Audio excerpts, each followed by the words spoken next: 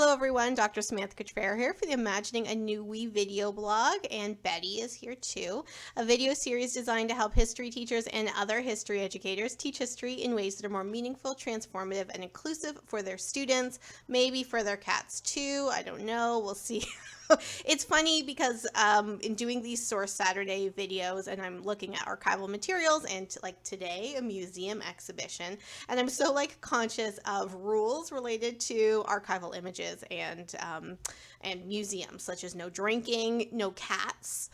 So I always feel like extra kind of worried when I'm like want to drink something during a conversation or when the cats come, because I'm like, the archival material. Of course, that's not the case because it's over Zoom. Anyway, today is a Source Saturday video, and I'm really excited because today I'm doing a different type of source than I have before, because we are talking with Museum London about an exhibit that they have right now. In particular, the Black Lives Matter London exhibit that they have up, that is a collection of different posters from the Black Lives Matter protests in June. We're talking with Amber Lloydlangston, who is a curator at the museum, but we're also talking with Olivia Musico, who is one of the people that kind of came up with and curated the exhibit, and Ghaida Hamdun, who is one of the founders of Black Lives Matter London, and was also heavily involved with the exhibit. So I'm really excited to talk to these women about the exhibit itself and about curating a contemporary moment in a space like a museum that's normally associated with history. And what I also am interested in, while I'm filming this before the American election, it is going to be broadcast after the American election, and I expect that there will be a lot of protests after the American election. And so the idea is like, how can you bring in protest, not history, but like the current moment of protest into your history classes in ways that allow your students to feel empowered to make change, know that they can make change, and also see themselves as a product and process of history, like that they are able to make history, but that also the things that they're experiencing is probably is part of a longer kind of trajectory of history and struggle and resistance and resilience. So anyway, I'm really excited to go over to our conversation. I don't know if all of them can join us for the entire conversation. So we'll see if all three women are able to have the conversation with us. But all three women have been involved with the exhibit, as well as the conversation about having this conversation. So I am looking forward to meeting them and hope that they can join us for the whole of the conversation. Let's go over to Zoom. It is so wonderful to talk with both of you today. I am so excited. This is the first exhibit that we are talking about for the Source Saturday series, and I think that this is so topical and important right now. Thank you both for joining me in talking about this exhibit. Before we go into talking about it, why don't you introduce yourselves? Amber, why don't you start? Okay. Hi, my name's Amber Lloydlangston. I'm the Curator of Regional History at Museum London, and we are essentially here a community museum / art gallery in the fine city of London, Ontario. We collect the history of this community and the county. I think that regional museums have been able to do so many kind of interesting things and like really exploring community. So thank you so much for bringing that conversation to this series, and especially related to this exhibit. So thank you, Amber. Olivia, would you like to introduce yourself? I would love to. I'm Olivia Musico. I'm 23 years old. I'm from Sarnia, Ontario, but I am actually living in London because I am a student at Fanshawe College, and I had the honor of co-curating the Museum London Black Lives Matter movement exhibit. And you look like you're in an exhibit space right now with your like neutral walls behind you. Yeah, that's because I can't pay for damages when I leave this place that I'm renting, so it's nice and crisp. Right.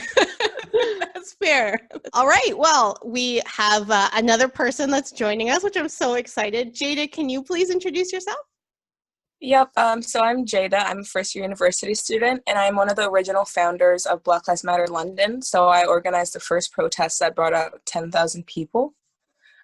I mean, that's amazing. That's really Like, do you do you do you feel in awe of yourself on a fairly regular yeah. basis?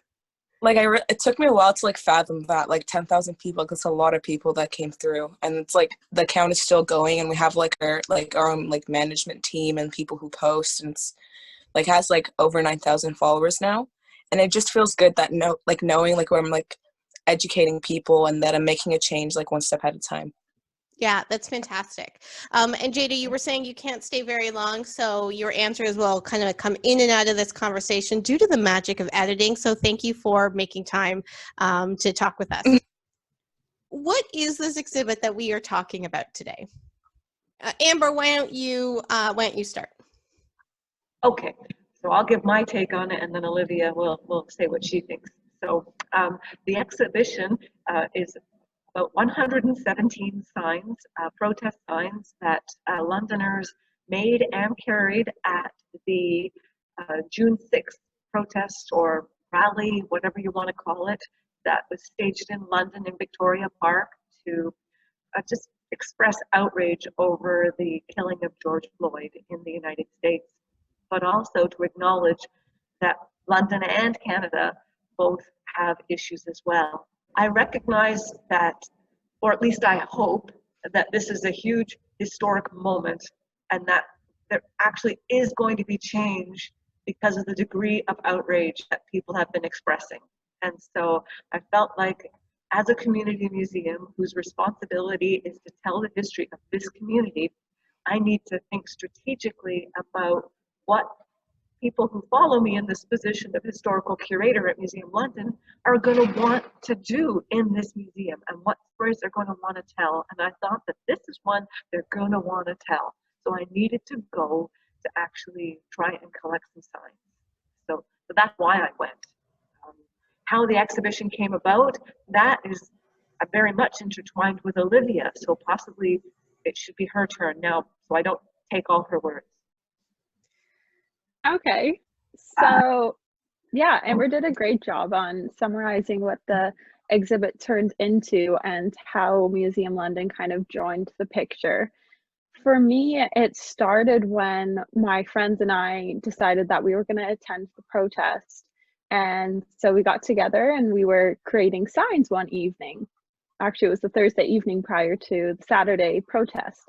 And as I was sitting there, I was looking at all of the girls and the amount of passion, emotion, and creativity that was put into these signs, and how such a simple 3 words, Black Lives Matter, speaks volumes. And I was overwhelmed by looking at the 10 of us and what we had created, and I knew that that was going to amount to something even greater on the Saturday.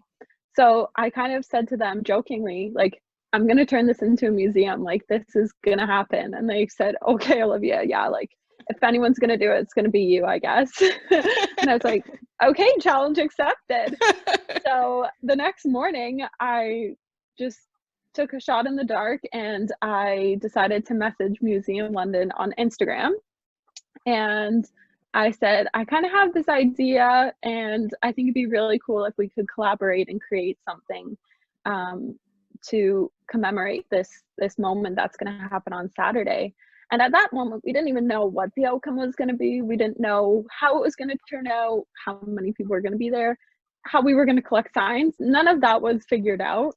But they said, we love your idea. We've contacted Amber and given her your name, so she'll be expecting an email. I said, okay, great. So I emailed Amber.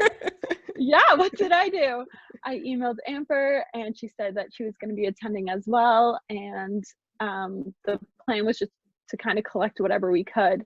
And so my friends and I, we were like standing in the band shell looking at all the signs. We're like, oh, I like that one. I like that one. And just seeing if we could ask the people after the protest for their signs.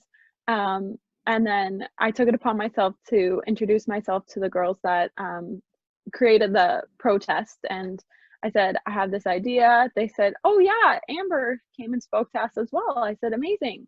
And so my friends and I, we were standing at the bandshell at the end, and somebody took the microphone and made an announcement for everybody to bring their signs up front. And me and my friends were looking at each other and we're like, what is going on?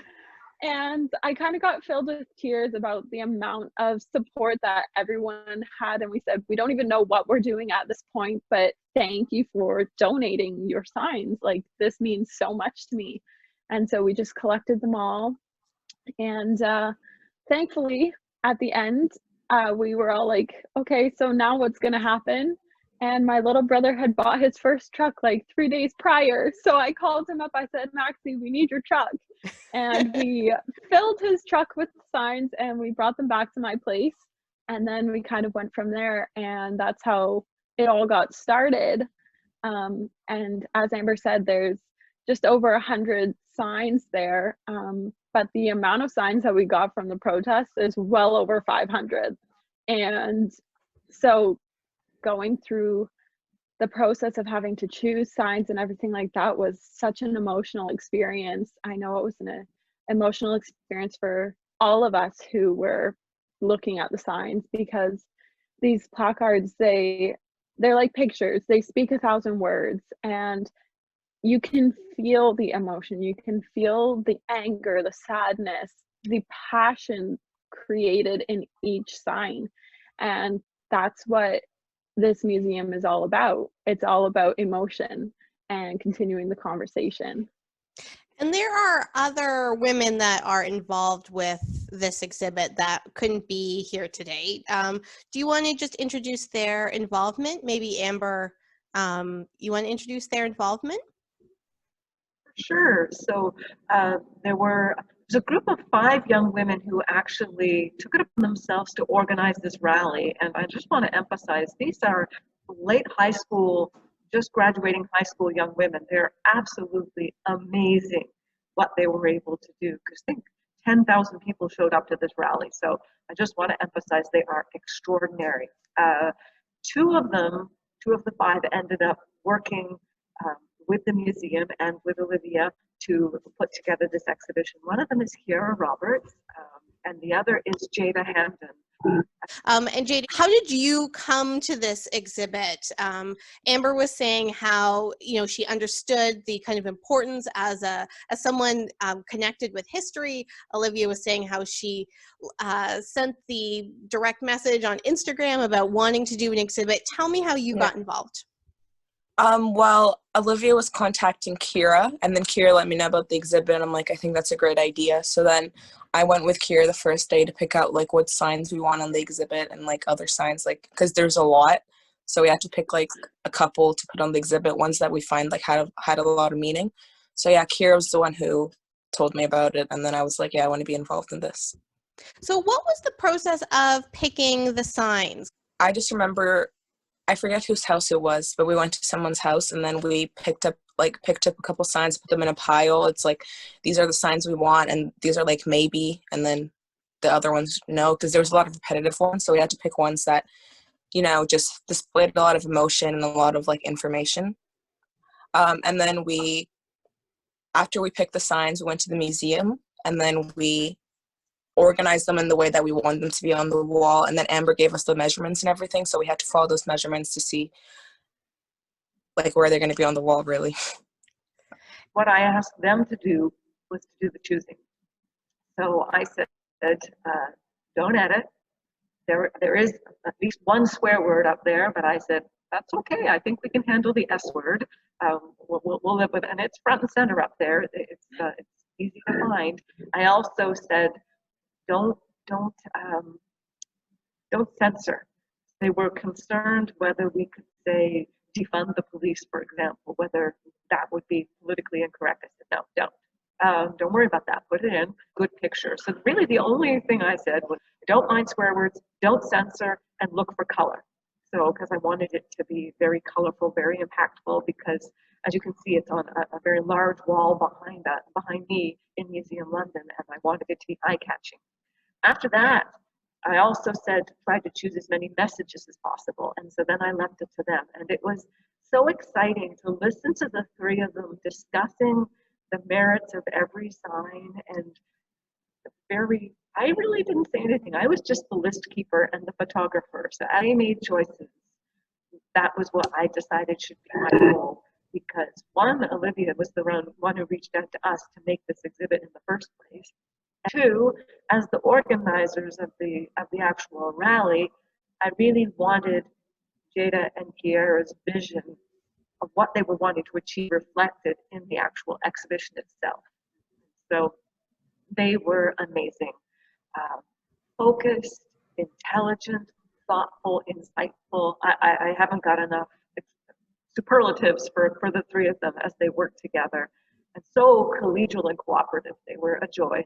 I've always found young people to be so interested in speaking back to the world that they are in, and that world is often the world that they are looking at is often very full of injustice. And so to be able to speak that through an exhibit is really powerful. And what I really love from both of your answers when you were talking about like what this exhibit is and how it came to be was, Amber, you were saying like, as a curator of this regional museum, or the regional history of the museum, like you recognize the historical moment of this particular moment in London. And Olivia, when you were saying like, as we were doing it, we were recognizing the historical impact of this moment. And then these women that put the march, the protest together because of the importance of the historical moment. Like, it's so amazing how those different ways of coming to kind of the same, like a similar conclusion, came from these different ways, and that there was space for that creativity of presenting this history, this moment, to be able to grow. That's such an exciting moment of collaboration. It's true. I agree. The collaboration was beautiful.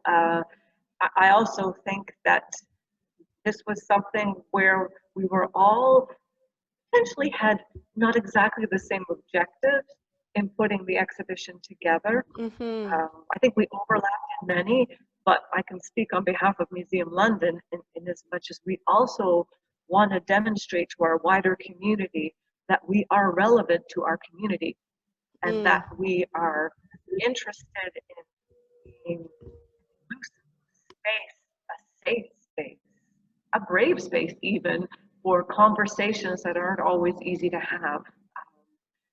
We're also trying, as many mainstream organizations are with a long history of not being as representative, well, at all representative, speaking for Museum London.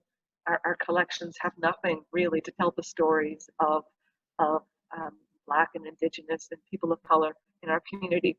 But we're trying to fix that. We're trying to remedy it. And exhibitions like that, this one, are a way for us to try to demonstrate, to walk the talk, right? We're not just saying, oh, we want to be inclusive.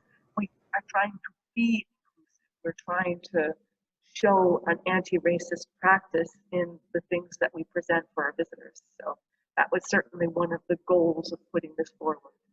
Often when people think of museums, they think of historical museums, right? So telling the story of the past, not of this particular moment. Or something like an art museum, which is looking at kind of the aesthetics of something. So this is such an interesting exhibit because of the fact that it's so contemporary, and it's not for the aesthetics, it's also for the historicity of this moment. So why, in the different ways that you came to this, why did you think like, let's not wait till a year-long retrospective, let's not wait for 5 years or 10 years or even after COVID, but let's put this up right away? Well, in part, the immediacy of it is simply because we're looking at something that's called ephemera. So as I was walking away from the event on June 6th, because of course I attended, I saw more than one person roll up their signs and toss them in the garbage. But that is what happened to those signs. So if we had not actually asked for them, the majority would have ended up in the garbage. So first of all, we needed to get it. before they could be tossed. Then it was more a case of recognizing that it would be easy for a rally to happen and then nothing further to take place to make change. As much as we hope that that is not the case, it actually takes multiple organizations recognizing that there is a problem and then trying to keep the momentum going, keep the conversations going. Let's not forget what happened to George Floyd and to Breonna Taylor and many, many, many others. Let's remember what's happened. Let's remember the passion that drove everybody out on June 6th, and let's keep working for change. And by keeping an exhibition like this, putting it up right away and keeping it up for a good length of time, it's a way to try and keep it top of mind. Let's not lose track of it. It's not gone away. Right.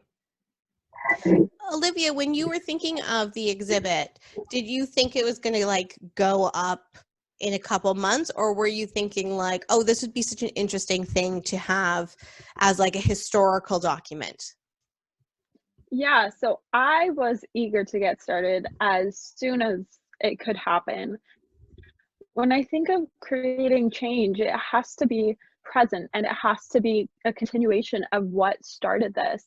And I didn't feel this was something that could wait. It's not something that's going to go away right away. And when I think of creating change, I also think of, if you compare it to an injury, a physical injury, you work prevention measures before it gets to the point of getting hurt. So as an athlete, for instance, you train, you work your body to prevent your body from getting hurt in the future. And this is the same, like when you're creating change, you don't want to wait for awareness. You want to create prevention before it gets to that point. And unfortunately, it got to that point and there was no prevention measures in the Black Lives Matter movement. There was death and there was a lot of pain and hurt that started this conversation. And so we couldn't really prevent what had happened in the past, but we can prevent or alter what may happen in the future if we act now. And so I felt this was needed immediately. And I'm so glad Museum London was able to accommodate that as well, because I think we've already started to continue these conversations. And if we had waited, who knows what could have happened in that time being. And of course, injustice doesn't go away overnight. However, I think creating more safe spaces to have these conversations is what is going to allow change to occur. And Jade, why was having this as an exhibition right after you started this protest and the march so important for you as one of the organizers of the march? I feel history isn't just the past. I think it's also the present, because it's still happening and it happened in the past too. So putting these signs up, it's like honoring those lives that were lost like a couple years ago or a couple, I don't know, like months ago even. I really feel like having that up there and people being able to go and see it, I think it's just important having that, even though it's like right immediately after, because it just honors all the people that we've lost and it honors how Black lives do matter. And people should know this. It's not a thing that's going to happen once and it's going to be over with if we don't like change it. So it's going to be history if we don't stop it now, you know? Mm-hmm, mm-hmm. You know, I also think, like, while, Amber, you come as a museum professional to this exhibit, what I also think is that kind of Olivia, as a non-museum professional's invitation for this, kind of helped shape the fact, like, shape the possibility of something a little bit different. Like, that's one of the things that, you know, I've been doing a lot of these videos now, and we often, even though they're history based, they often talk about interdisciplinarity and like how coming to different stories from different perspectives allow for different ways into understanding the past. And while this wasn't actually a part of either of your answers, I can't help but think that that kind of element of interdisciplinarity, like someone saying, oh, this is kind of an interesting exhibit, is a different kind of approach than if you are normally just thinking of like traditional history exhibits or a traditional art exhibit. Did you find that, I mean, that's kind of a big question. Did you find that element of like community, community-based kind of interdisciplinarity, or maybe no disciplines at all, helped shape the exhibit coming to life? Absolutely. Simply the volume of signs in and of itself is huge. I know that Olivia mentioned how surprised she was when the call went out for people to donate at the end of the rally. My jaw was on the ground, and I thought, oh my goodness, I think I'm just going to walk away now, because I thought, I have a Yaris, I have a Toyota Yaris. What am I going to do with those? I can't get them anywhere. And so I had intended to collect 5 signs-ish for the collection. And I am working on another exhibition, a History of London exhibition, and I still have intentions of using a sign for that exhibition. It's going to include a timeline component, and I want to start from the earliest times we can up to as close to today as I can, just to show that history is now. We're living it, even if we don't believe it. I had not envisioned even creating this exhibition at all until Olivia reached out to us, and until that call went out for all of them. And I know I stumbled into the museum on Monday morning afterward and said, oh dear, I have to explain what happened. This is not what I asked for.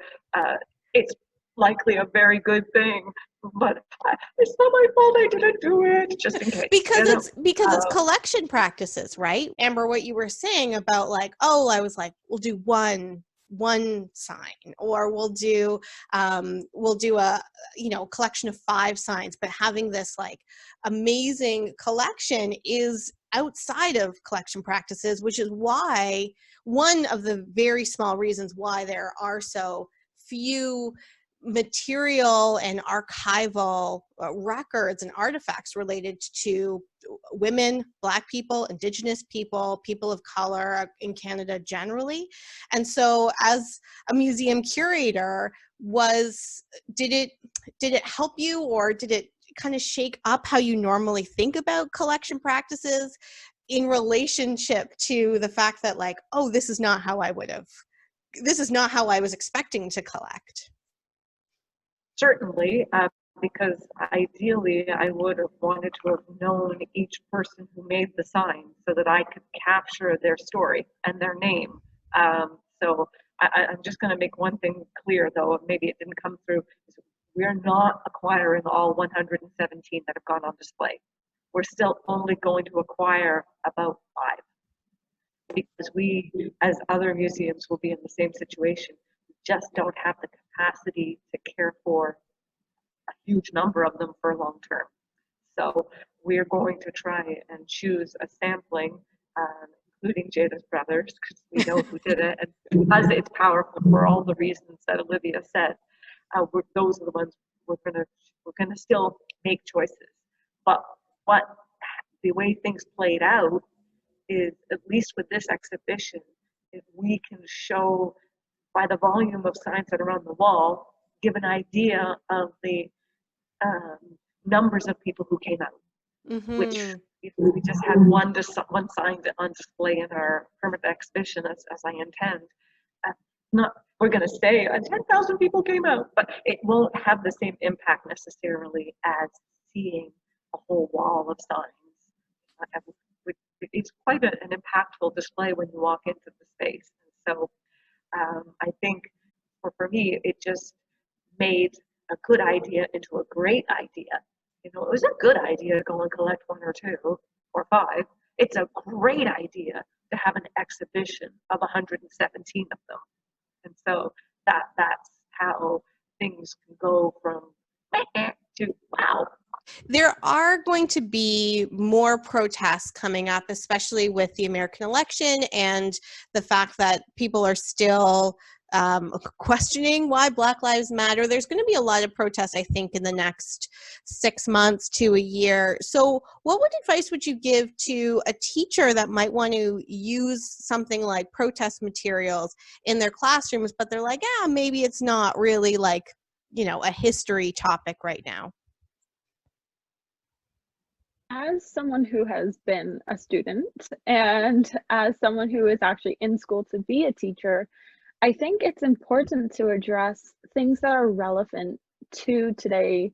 And I think it almost empowers students to want to engage in class, and it shows them that they can create change. And because if you sit in history class and you're learning about the past, and you think that whatever was happening was not right or things like that, sometimes you feel confused and lost in class because you don't feel that you can fully connect or that you can create change now when it was 1,000 years ago. So when you're bringing things to your classroom, when it's relevant and when students feel emotion and passion for whatever the lesson is, it engages them more, and it empowers them to want to learn and to create change. And one thing that I would say is, as difficult as it can be, I think it's important, like Amber said, not to censor what you're bringing into the classroom, because that's what is going to evoke emotion. And we look at emotion like it's a bad thing. Like feeling anger is not good, feeling sadness is weakness. And I think that's completely wrong. And I think it's important to bring emotion into the classroom because it shows students that emotion is a good thing, and it is what is so powerful and is what can create change. Because when I look at the Black Lives Matter museum exhibit, it's filled with emotion, and it's filled with passion, with anger, with sadness, with strength, with everything, and that's what makes it so beautiful. So I think when students bring emotion into the classroom, that is what makes it such a powerful lesson. And so I urge teachers to bring difficult conversations into the classroom, of course, in a safe manner. But if you have the proper guidance, then that's what can be so powerful and empowering for the students to feel that they have a place. This is a safe place, and they're all able to create change. Because sometimes you think, oh well, I can't do that, like I'm not going to make a difference, I'm just one person in this whole earth. But if everybody felt that they could create change, like that would be so powerful, and everyone has the ability to create change. So it's the teacher's job to empower their students, and so that means bringing harsh emotions and validating the emotions that come into the classroom. Think of one conversation that I had during the pandemic with a social studies teacher educator who was saying that often when we learn about protests, we learn about like individuals, like a great man like Martin Luther King. And so it's hard to disrupt that narrative that like you can make change too.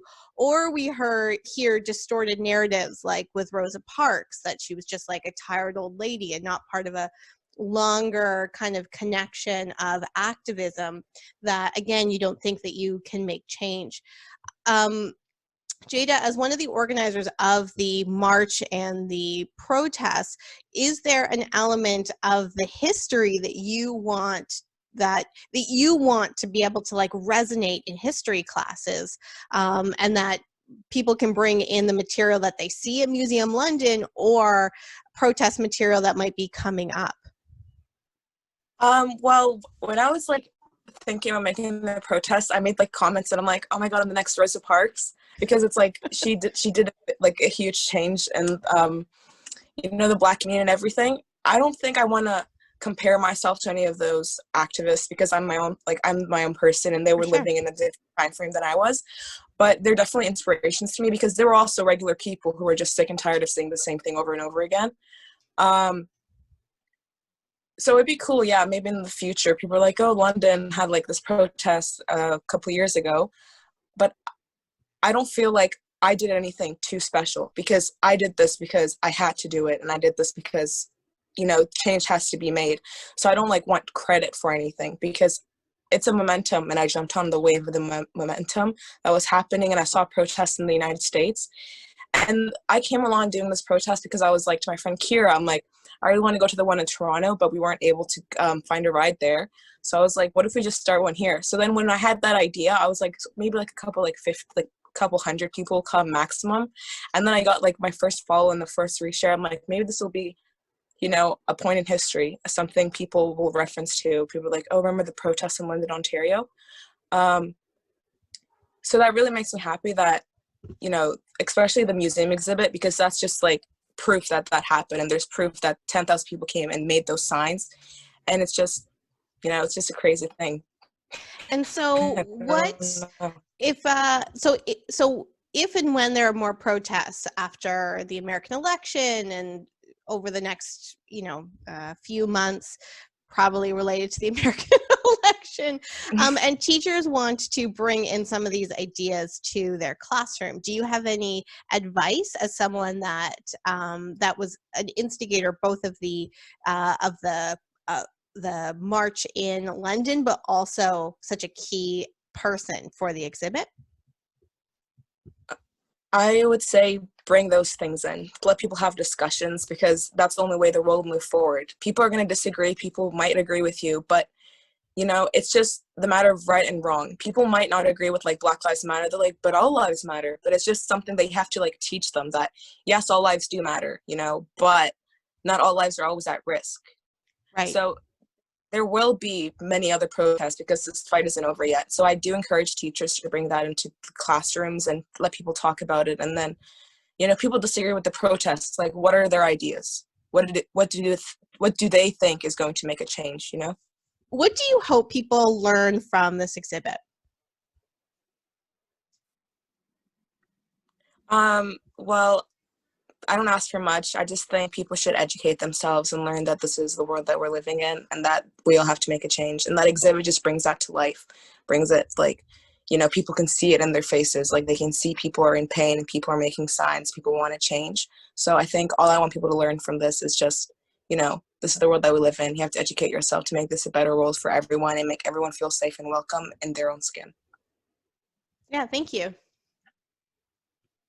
Yeah, to tie to that, I think there's so much that can be learned, but like Jada said, it's the simple message is that Black Lives Matter and this conversation needs to continue.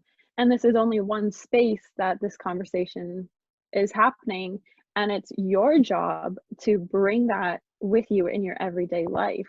So have those tough conversations with family, friends, work colleagues, have with strangers. Like if you see something that is not right, if you see injustice, speak up, stand up, because that's what needs to happen. And change is within all of us, and it's up to us to embody that and educate ourselves and continue these conversations, because it's not something that's going to go away overnight, and it's our job to continue to better ourselves and better society. And in order to do that, education is key.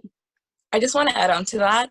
When she said that this isn't something that's going to go away overnight, when we did the first protest, 10,000 people came through. And then the second one, only 1,000 people came because it was like performative activism. They're like, oh, we went to the first one, so whatever. But it's like, no, the first one was a step towards what we want. You have to keep coming through. You have to keep educating yourself, educating the people, having conversations, because it isn't just something you do once. Post like one Instagram story, and it's like, oh, I did it, like made a change. Post like a black square on Instagram, be like, Black Lives Matter. But that's, you have to go through all of these things. Like every single like point, you have to be there to support, or else no change will be made. That's all.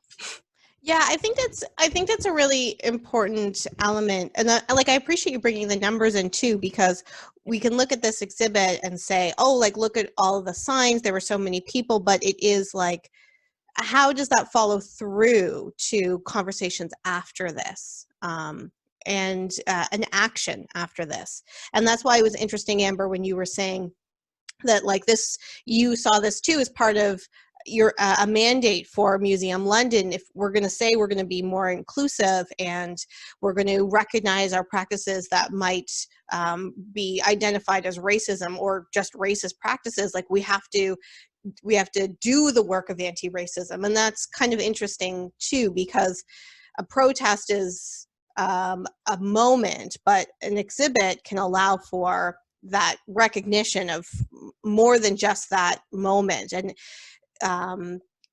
and has more impact than a black square on your Instagram feed, which doesn't have any impact really, right? Yeah. Amber, what do you hope people learn from the exhibit? Well, I hope that they take the time to read the messaging, right? I hope they take the time to think about what it all says. So I'm just going to reference a few signs. It's not enough to be non-racist. You have to be anti-racist. To go back to what Jada was saying, educate yourself. What does that mean, right? It takes a lot to think that through, and in terms of how teachers can use this, is to have those conversations. Visitors could have those conversations as they're standing in the space. Teachers can have these conversations in the classroom. Unpack what that means. Or think about, I understand, I will never understand. Who wrote that? Why are they saying that? Think that through. Why can't I understand? But yeah, I know that a change needs to be made and I can do something about that. Or messaging that talks about murdered and missing and murdered Indigenous women. That's added to one of the signs as well. How does that become a uniquely Canadian story? How does this all interlink in Canada and as a long part of our history? So we're talking about this being a moment in time, but this is all of these signs are speaking to a history that is decades, if not centuries old, and understanding how there is continuity in history, in the event that we're having, that this didn't just come out of nowhere. There is a huge history to this, and beginning to appreciate that. And then in terms of what the museum can do, I also want to just emphasize the fact that this is one exhibition. It's not enough for us or any museum that wants to be anti-racist or inclusive in its practices to put one exhibition up and say, okay, we're done. We've made a lovely exhibition. Yeah, everybody, you know that one we did 2 years ago? See how good we are? That's not enough. We've got to change the way we think. And I teach museums. I teach museum studies courses, and so I'm always trying to learn and improve so I can bring this stuff to my students as well. Is how can we do this? What are there policies that need to be changed? Mm-hmm. How can we always ask questions of our exhibitions? And this could be for teachers as well. How can you ask questions of your lesson plans? How can I build inclusivity and diversity into the story I'm going to tell? Because it's easy as a white Canadian historian, as I am, try to push yourself to do the hard work, to learn and add the stories, and do the work. And it's doing that extra step because I've got the position of power to make that change. Yeah, thank you. I think that's I think it's a really powerful way to think about this work in relationship to Museum London, but also the work of teaching and learning. So as a matter of kind of conclusion, do you want to tell me your favorite sign? What is your favorite sign in the exhibit? Who wants to go first?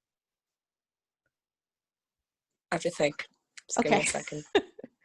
Amber, do you have one? I do. Oh. It's one that I had mentioned we hope to acquire signs for the collection. It's one that I will acquire. It is, it encompasses so many different important strands right now. It includes the rainbow flag for LGBTQ issues. It includes the colors of the trans flag, and it includes the raised fist of Black Lives Matter. And it is that inclusivity which I find to be extremely powerful, because we think about intersectionality and where people are in terms of race, sexual orientation, socioeconomic status, whatever. That helps you bring all of that together and understand it's one thing to be a white, middle class, cisgendered woman, and you experience some levels of obstacles. We know that women don't receive the same pay as men. Adding race, skin color, sexuality to that just creates whole new levels of difficulty that, as a white, middle class, cisgendered person, I just don't experience. And I am just so impressed and pleased at the power of one sign to communicate so much. And so if I have to pick one, and if I have to pick one that's likely to get a fair amount of airplay, if you will, at Museum London, and I've already got it slated for another exhibition and probably another one after that, it's because it just has so many levels to unpack that are so critical to conversations we're having today. I should say. Yeah, that's great. Thank you. Olivia, do you have a favorite sign from the exhibition or from not the exhibition? Yeah, I mean, all of them honestly mean the world to me, like whether I know who created it or not. I'm also a very indecisive person, so I just love everything that is laid in front of me. Um, and the ones that I always point out are obviously the ones that my friends made, because to me that is what was the start of this creation in my story. So seeing those signs bring a lot of emotion. My one friend has a sign and it says "Black is beautiful," and the fact that I saw her create that and she felt like she had to vocalize that brings so much emotion to me, because I can't imagine not feeling beautiful because of something that is completely out of your control. Like, so anyways, that's one that I love. And the other one that I'm pretty sure it's actually Jada's brother, but I didn't know this at the time, was the Am I Next? And that one brings a lot of emotion to me too, because I can't imagine living in a world where you fear your own life every step that you take.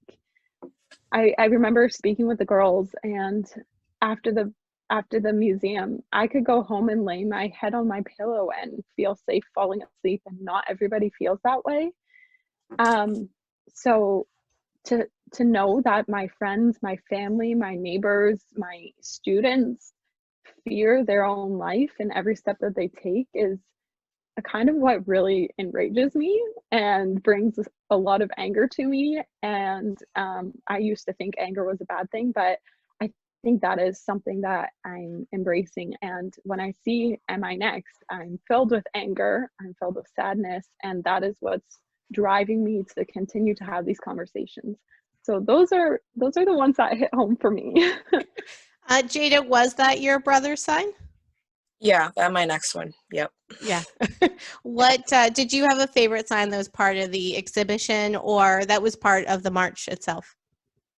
Well, the one that Amber said was one of my favorites, but I think the ones that really like hit me were the ones that you could obviously tell they're made by children. Ones that are, because I saw one that was like, "Why do they hate us?" And then you could tell that's like a children's writing, and it's like, wow, children feel this way. They feel like, why do they hate us? Because really, why do they? And I think every time I saw a sign that looked like it was made by a child, I just felt so much like rage and like disappointment that they had to, that they have to know that they know this is the world they live in and that they have to express themselves like that.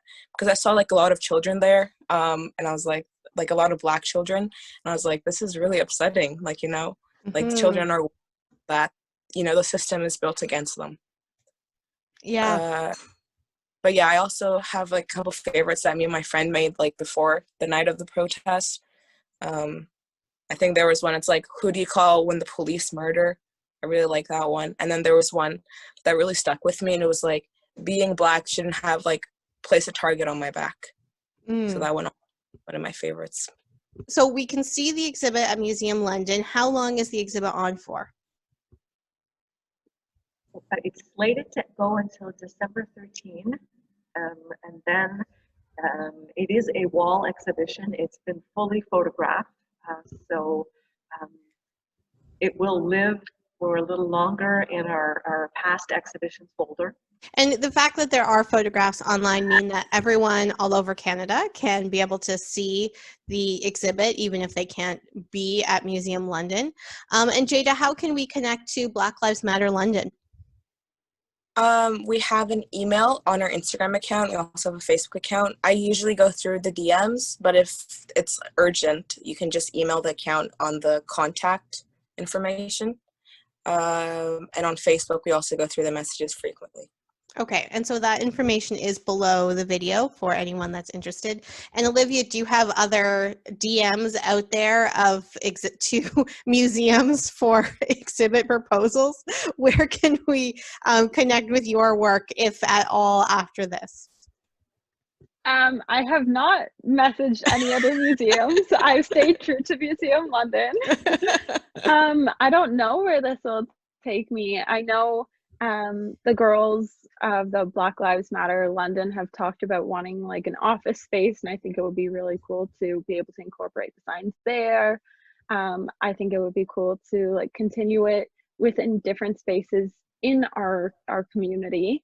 How that will look, I have no clue. But I guess we'll see.